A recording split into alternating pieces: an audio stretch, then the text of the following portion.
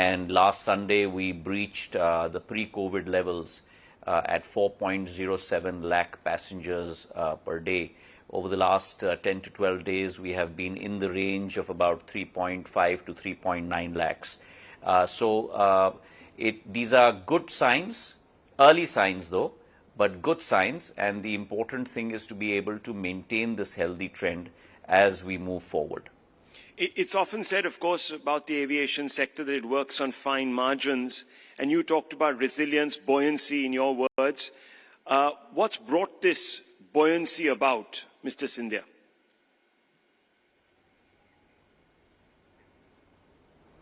Well, I think if you look at the sector from a structural point of view, this challenge and this pandemic has also forced the sector to look inwards and bring about a paradigm shift, both from a sectoral point of view and from a governance point of view. There are many things that we have done different within the ministry as well over the last year and a half or so, where we have brought about major changes in policy, whether it be directly with regard to airlines, where we've slowly but surely brought back capacity to 100% on the 18th of October last year, international capacity back to 100% on the 27th of March this year, and along with that also the concept of putting in place fare caps where you are protecting both the customer on the upside of too exorbitant fares and protecting the airlines on the downside as well. Of course, the biggest challenge, as you're well aware, Rahul, has been the phenomenal rise in air turbine fuel costs. They have risen almost by 60 to 70% in the last 10 to 12 months, almost at a record high of 112,000 a kiloliter, and up almost about 5 times from a 2-year ago level of close to 25,000 rupees a kiloliter. Now that presents a huge challenge for the sector, keeping in mind that 40% of the cost structure comes directly, is directly attributed to fuel. And in a business that has been running losses, that translates into 40% of revenue structure, where you have pretty much no control. And so the balance 60% has to meet all costs and a profit margin. And therefore, within government, the first step that I took as soon as I took over is understanding this emergency and this great urgency. I wrote personally to 22 chief ministers. I conversed with them over video conference. I pleaded with them. I made the case out for economies of scale. If you bring down the VAT levels on ATF, then not only will you have greater number of flights coming into your state, but also a higher amount of refueling will happen within your state. And the case in point for you is very early days when Kerala and Andhra Pradesh, almost about 5 or 6 years ago, brought down the VAT levels. There was an increase of almost 12 to 14% on flights within the first 6 months. And I'm glad to report to you through your channel that 13 states, through our efforts, have brought down VAT levels from a prohibitive level of 25 to 30% down to just 1 to 4%. And through your channel, I'd like to thank the chief ministers of all those states, the lieutenant governors of those union territories that have been extremely helpful to us in being able to do that. So we've had large states in that mix, like the state of Gujarat, the state of Madhya Pradesh, the state of Uttar Pradesh. We've had hilly states and northeastern states as part of that mix, the states of Uttarakhand, Himachal Pradesh, Haryana, northeast states like Arunachal Pradesh and Tripura. We've had union territories such as J&K and Ladakh, Andaman and Nicobar, the Lakshadweep Islands. And so there's been a wide variety of states that have moved towards a lower tax regime, and that has resulted in greater refueling in these states. For example, in the state of, in the UT of J&K, Srinagar has experienced a 360% rise in refueling since they brought down VAT. So the economies of scale and the Laffer curve economic theory works that as you bring down tax rates, revenues go up. So prior to my taking over, we had 12 states that were in a lower VAT regime of 1 to 4%, 24 states that were within the 20 to 30% bracket. Today, that position has completely reversed. We have 25 states that are within the 1 to 4% regime, and we have only 11 states left that are between the 20 to 30% regime. And I'm going to assiduously work with those balance 11 states to try and implore them to bring down their levels as well, and therefore engage with greater amount of flights and passengers flying from their states.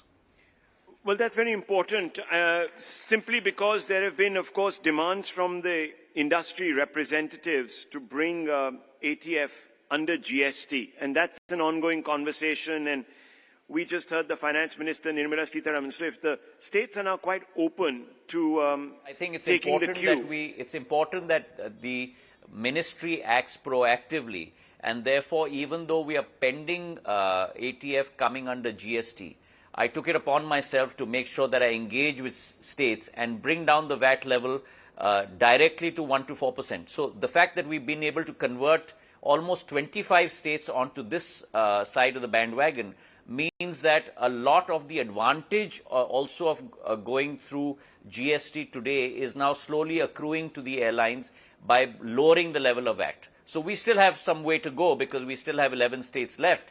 But the work is on, and when either of those two events happen, the advantage in terms of cost-benefit analysis will accrue to the airlines.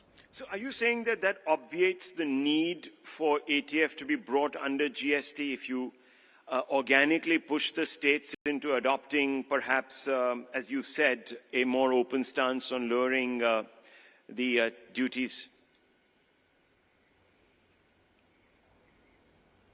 Well, I think it has to be a two-pronged approach. One, in the interim, I have to ensure that we bring more and more states down to a lower tax regime, therefore the economies of scale argument working in their favor. However, longer term, it's much more efficient, both from a taxation point of view and from an industry point of view, to have ATF under GST, because then you get an output tax credit as well. Things are much more streamlined, and I think it becomes beneficial both to the government as well as to airline companies to have a much more streamlined tax system in place. Are there any projections, Mr. Scindia, the government has done, or perhaps economic wings of the government have done, on where ATF prices could be in the next few months? And if there is a sort of more dire projection, what steps is the government going to take? I certainly hope that these spikes or hikes that we have seen are transient in nature, because both you and I know that there are events that have unfolded across the world which have led to these hikes and great amount of volatility on oil as well as ATF. And I do hope that once things normalize, then you will see ATF also coming off its peak. I do certainly hope for that, but in the interim, we have to do whatever we can do best to make sure that the bleeding of the airlines does stop. Any conversations in government, for instance, to perhaps increase the exposure to purchases from Russia? A lot of people are saying that one way of obviating the challenges we are facing with regards to crude prices rising in general could be to increase our exposure to purchases from Russia. Any conversations around that, Mr. Scindia? Well, I think the basket that the government is looking at is widely diversified. And that is something that's a prerogative of the MOPNG, the Ministry of Petroleum and Natural Gas, and I would not want to encroach onto their turf in terms of advising what would be best in terms of a diversified mix basket of crude for India. I'm sure that they're doing their best in terms of making sure that we get crude at the cheapest levels from across the world. Let me come back to the squeeze on margins, etc., and the pressures that builds. Now, there has been a demand to do away with the fare caps. And you yourself have said that, look, profitability has always been an issue with running airline businesses. What is your view on this? The airline companies want this cap to be removed, but there's a question of also protecting passenger interests.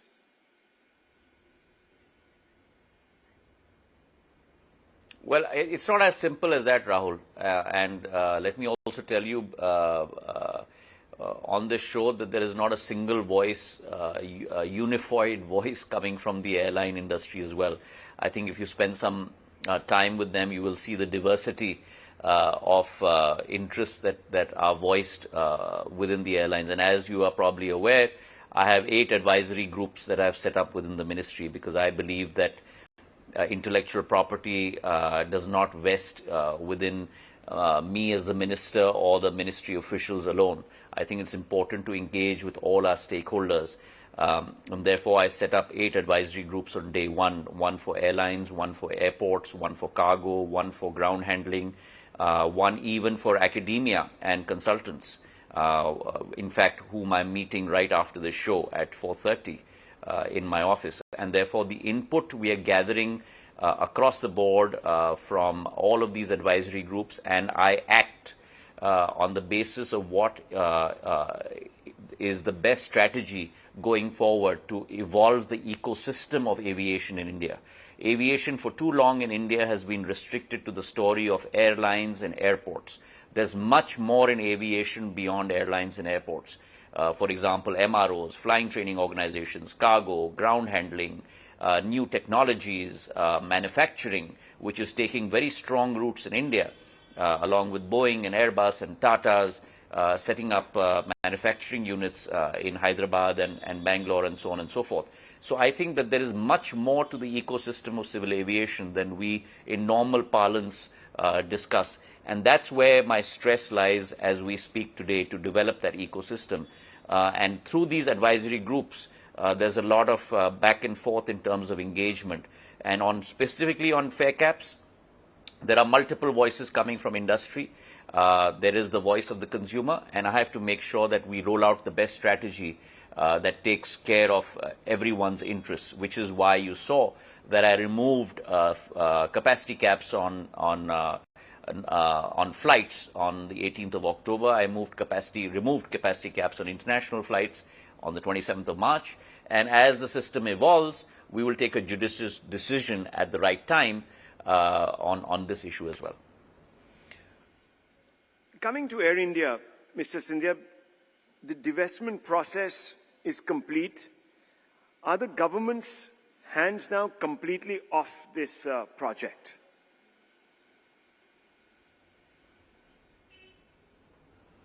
Oh, absolutely. It's firmly in the hands of the private company, the Tatas, namely Thales, and they are handling all the affairs. In fact, just 3 days ago, Rahul, we disengaged Alliance Air's booking system also from Air India. And now Alliance Air does its own booking system for its fleet.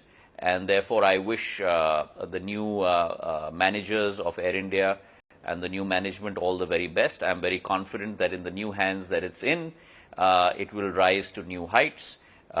They have some very concrete plans in place, and at the end of the day, I do hope that the customers' interests are much better served by the new management. Well, the reason why I brought that question up was because recently Air India nominated the Turkish person as an MD. His name is Mr. Ayci, and CEO designate for Air India.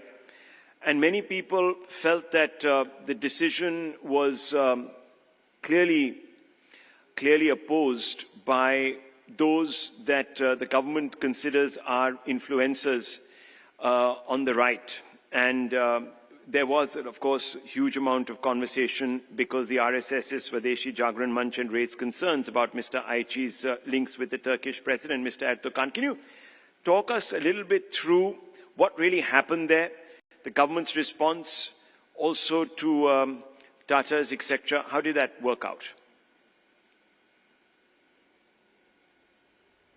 Well, once Air India has become a member of the Tata Group, then the Ministry of Civil Aviation does not interfere in any decisions that is made by a private entity. That is solely and wholly their decision. And I do not think that the attribution that you have made to certain institutions is correct at all in any form whatsoever. At the end of the day, that is a decision that they have made to engage or not to engage a certain person. And the Ministry of Civil Aviation certainly has had no interference with that decision. Well, the Tata Group had noted in its statement that the appointment was, and I'll quote them, subject to requisite regulatory approvals, unquote. As per the regulations, any top-level personnel change in an airline based in India requires the approval. The Ministry of Civil Aviation, which as part of its approval process, gets the candidate's security clearance from the MHA. That suggests that perhaps your ministry does have some sort of a role.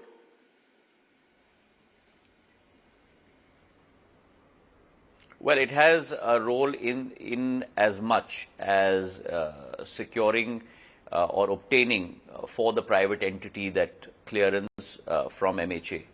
But as I said to you earlier, that's a decision that the Tata Group have taken in their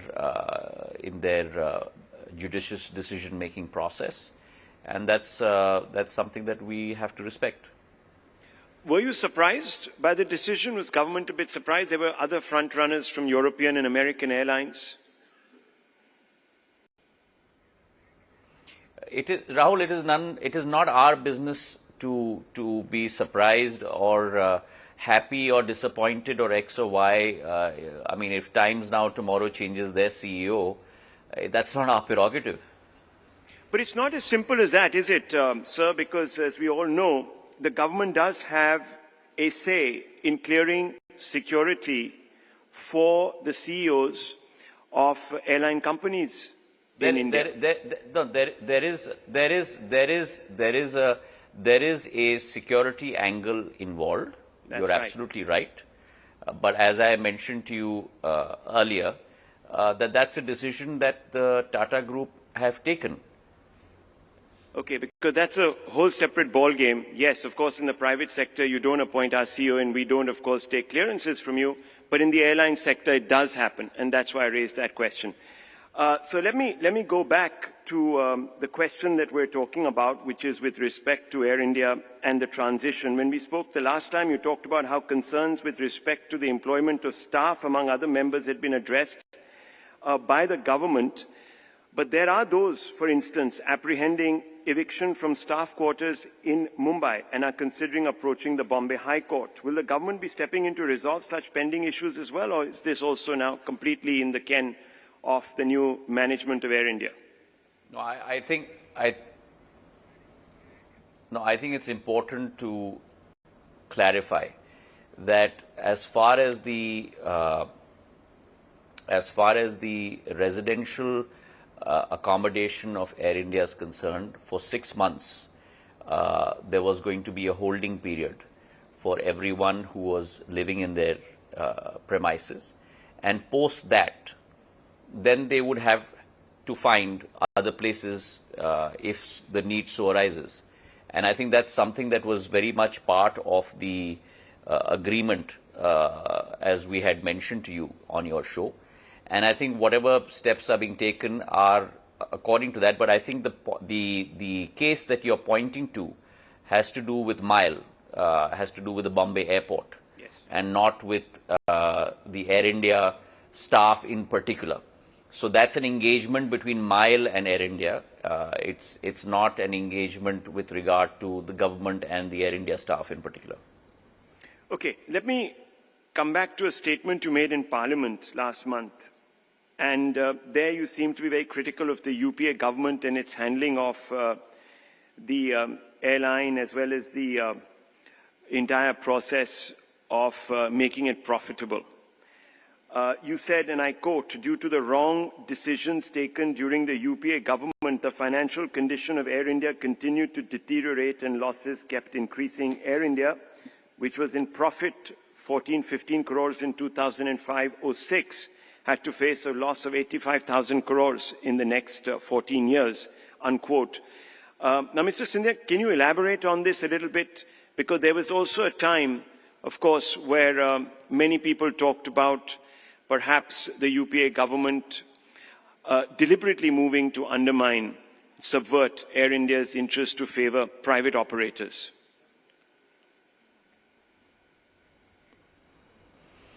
So what I will do, Rahul, is just put the facts before you. I don't want to get into issues of X or Y.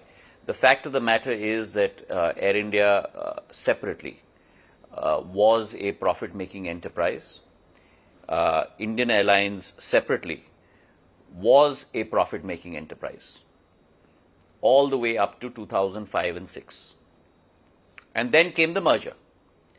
The merger was destined for disaster from the get-go, because the first thing that we learn in business and in practices as you go through the rigors of investment banking or consulting is that what is more important than balance sheets are the cultural fit between two organizations. And therefore, Company A may look at an acquisition of Company B, Company A may look at a merger of Company B, Company A may look at a demerger process between itself and Company B. All of those actions have to be governed more by cultural fits and harmonization between people and management rather than just economic bottom line, balance sheet and P&L numbers. And I think that's where the fatal mistake occurred. And the very fact that you combine two entities that had very different mission, goals, value systems, HR processes, cultures into one, and then put in place systems that lead to transforming those two profit-making companies into loss-making companies, and ranging from an average from 2006 onwards until 2019-20 or 2021 until its sale, between 3,000 crores to 20 crores a day, which means 7,500 crores a year. The total losses of close to 85,650 crores over a 14-year period is disastrous, because at the end of the day, Rahul, whose money is this? This is not Government of India's money alone. This is the money of every taxpayer in this country, including you and me. And the government's responsibility as a fiduciary holder of that tax money is to ensure that the return on capital employed is the highest possible. Now, is the ROCE or the ROI higher in a company that's ending up making losses between 3,000 to 7,000 crores a year, totaling 85,000 crores over a period of 14 years? Add to it the government guarantee of 51,000 crores, add to it the equity infusion of 54,000 crores, and add to it the current debt burden until handover of 62,000 crores. What kind of number are we talking about? We're talking about 2.5 lakh crores. Is that a good use of taxpayers' money? The answer equivocally is no. That money has to be used to build schools, build roads, build electricity plants, educate people, skill development, and that's where national economic growth is going to come from. And therefore, the Prime Minister took it upon himself and took an executive decision that we need to cut loose from this millstone around our neck, hand it over to the private sector that will work and make it work better, and take our resources and employ that 7,500 crores a year in terms of filling up a very deep black hole towards concentrating on Manrega, concentrating on rations, concentrating on human development, concentrating on education, building roads. And I think all your viewers will probably agree with me as well. And I think everyone was extremely elated at the end of the day when the transaction went through. And actually there was deliverance from this millstone that is around our neck, and also hoping for a better value proposition for customers, and therefore a win-win for both sides. Given that you were obviously a very instrumental player in the UPA setup, I just want to ask you, if it was so obvious, why is it that the UPA still embarked upon this? Was it purely, perhaps, corporate strategic, limitations, perhaps the inability to comprehend, or was there something more? There are many. There are many insinuations, but that's not me. And I think, Rahul, you've known me long enough to get into that sort of debate. There are many insinuations as to the whataboutery about this. Whatever it is, it's undergoing its own process. Having said that, this transaction is behind us, and we must now look in the here and now and look into the future and build our civil aviation industry in India. Talking about that, when can we expect a new avatar of Jet Airways and also Akasa Air to be launched? Well, I'm very hopeful that you will see it happen in probably by the end of this fiscal, if not earlier. And we're all waiting for the two new airlines to be flagged off. It will be close to 2 decades, Rahul, that this country has seen an addition in terms of number of players. There has been a sort of a wrapping up and a bankruptcy of player after player after player in the civil aviation sector. It's for the first time that you're seeing a rebirth of a former player and a newborn in terms of Akasa, and both coming in, as I'm told, as you've probably heard as well, with quite a decent number of planes to start out with.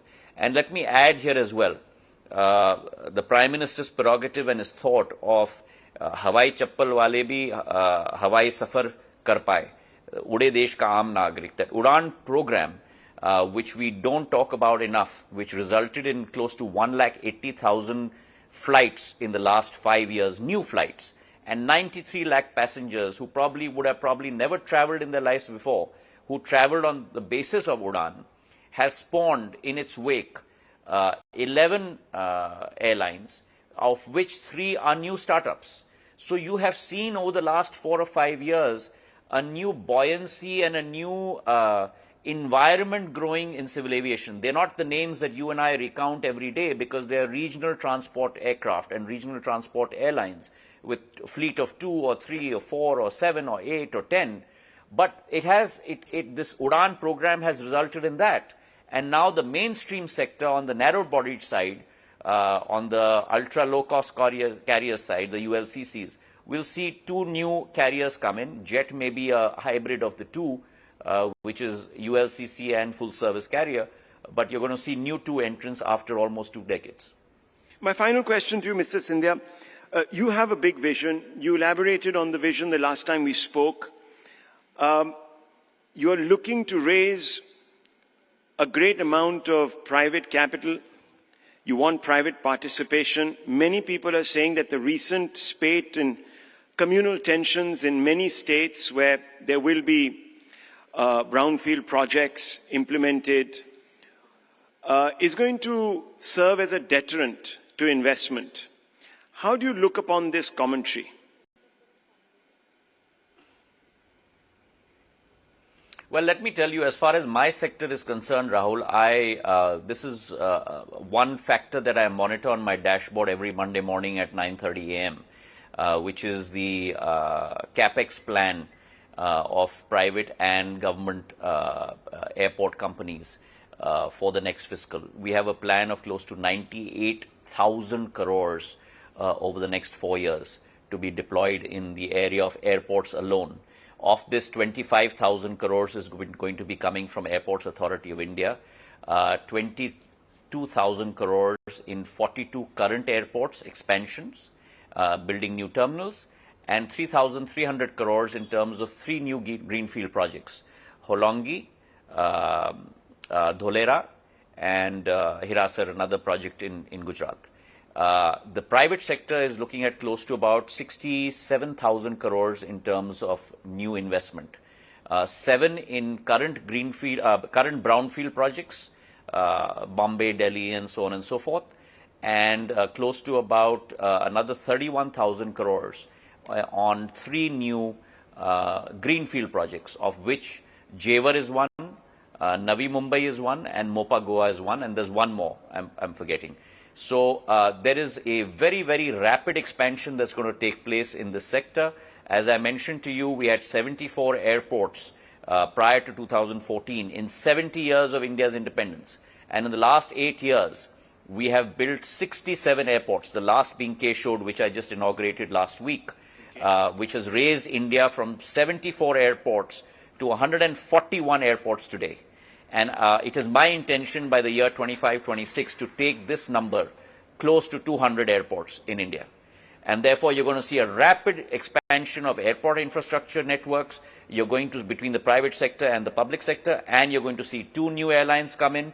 And I'm getting in place a new policy for small aircrafts to encourage regional transport aircrafts and helicopters and seaplanes.